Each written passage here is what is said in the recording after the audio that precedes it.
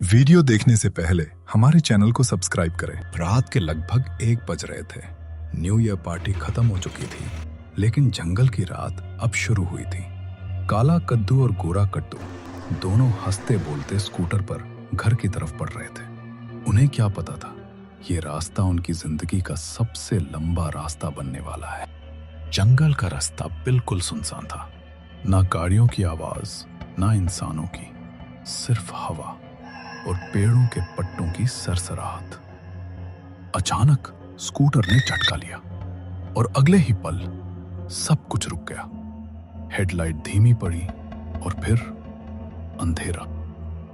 भाई, यही बंद होनी थी क्या? काला कद्दू ने स्कूटर को किक मारी, 1 बार 2 बार, लेकिन स्कूटर ने साथ छोड़ दिया था और जंगल जैसे उन दोनों को घूर रहा था। जंगल का रास्ता अब बिल्कुल खाली लग रहा था। काला कद्दू और गोरा कद्दू दोनों स्कूटर के पास ही खड़े थे। ना दूर तक कोई घर, ना कोई आदमी, सिर्फ पेड़ और अंधेरा।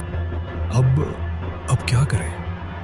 काला कद्दू ने चुपचाप पूरा रास्ता देखा। उसकी नजर किसी घर की रोशनी ढूंढ रही थी, लेकिन दूर दूर तक सिर्फ अंधेरा था। तब उन दोनों ने फैसला किया, स्कूटर यही रहेगी, गोरा कद्दू यही रुकेगा और काला कद्दू जंगल के अंदर जाकर किसी आदमी को ढूंढ के लाएगा। गोरा कद्दू ने बिना कुछ कहे सिर्फ हां में सिर हिलाया। उसकी नजर स्कूटर पर थी, लेकिन कान जंगल की तरफ लगे हुए थे। काला कद्दू ने जंगल की तरफ पहला कदम बढ़ाया और उसके पीछे अंधेरा धीरे धीरे और गहरा होता चला गया। उससे जंगल के बीच, जहां रास्ते खत्म हो जाते हैं, एक पुरानी हवेली खड़ी थी।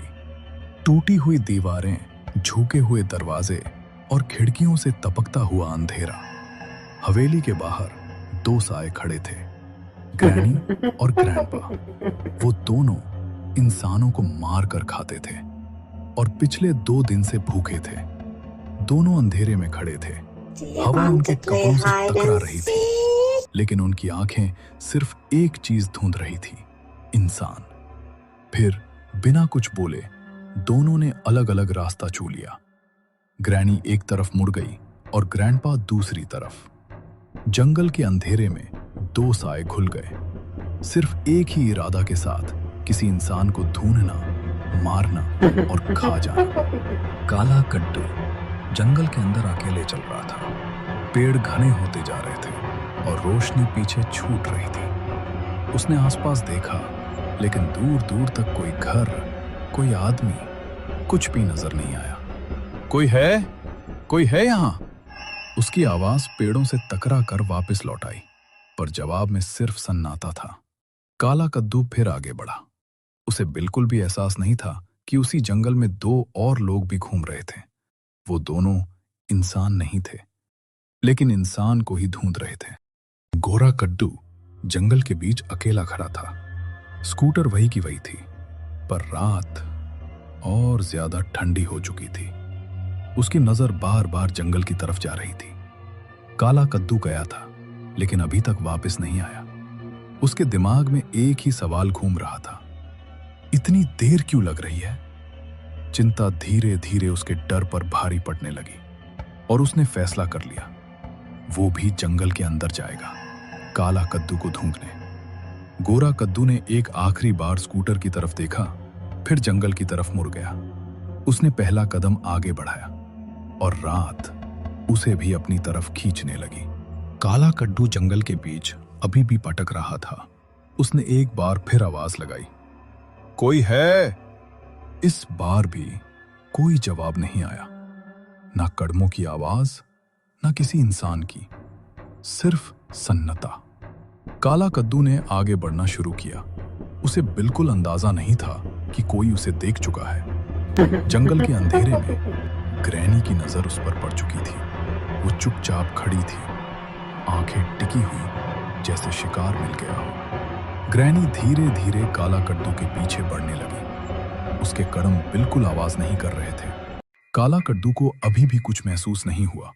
वो चल रहा था और पीछे उसकी मौत चल रही थी। ग्रैनी ने हाथ उठाया, बस एक बार, और सब खत्म हो जाता।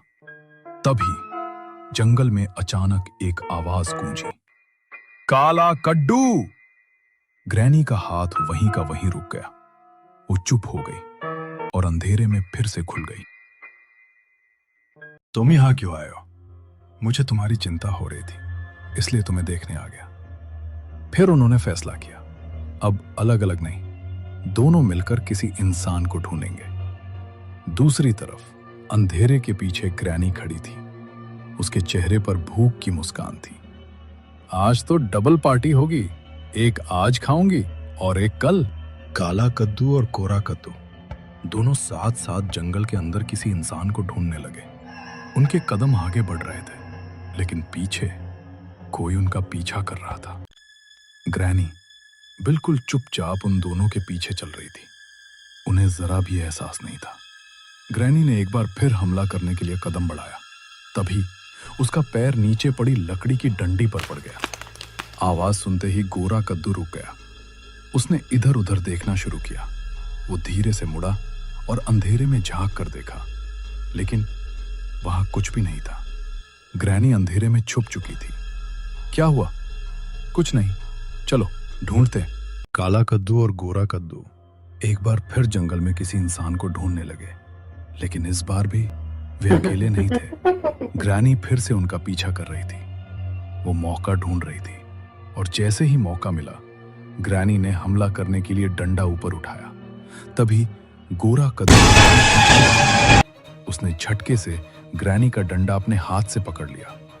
उसी पल काला कद्दू आगे बढ़ा और पूरी ताकत से ग्रैनी को लात मार दी। ग्रैनी जमीन पर गिर पड़ी।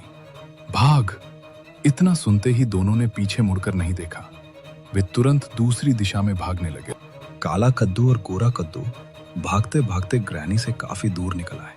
उनकी सांसें तेज थीं, पैर कांप रहे थे। दोनों वहीं रुक गए, हाथ घुटनों पर रखकर हाँफने लगे। आज तो बच गए। हाँ, आज तो सच में बच गए। कुछ पल बाद दोनों ने फिर से आगे बढ़ना शुरू किया। उन्हें जरा भी अंदाजा नहीं था कि उसी जगह ग्रैंडपा भी घूम रहा था, और तभी उसकी नजर इन दोनों पर पड़ गई। ग्रैंडपा के चेहरे पर धीमी सी मुस्कान आई। उसकी आंखों में खुशी चमक उठी। वाह, आज तो किस्मत साथ दे रही है। थोड़ा और आगे आने दो, फिर बताऊंगा।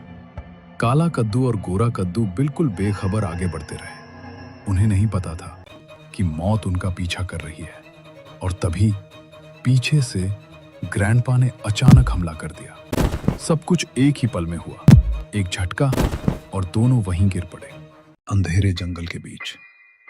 ग्रैनी और ग्रैंडपा काला कद्दू और गोरा कद्दू को जमीन पर घसीटते हुए अपने साथ ले जा रहे थे। तो दोस्तों, आपको क्या लगता है? क्या काला कद्दू और गोरा कद्दू ग्रैनी और ग्रैंडपा से बच पाएंगे, या फिर ग्रैनी और ग्रैंडपा उन्हें खा जाएंगे? अगर आप जानना चाहते हैं कि अगले पार्ट में आगे क्या होगा, तो अभी हमारे चैनल के हॉरर टीवी को सब्सक्राइब करें, क्योंकि असली डर अभी बाकी है।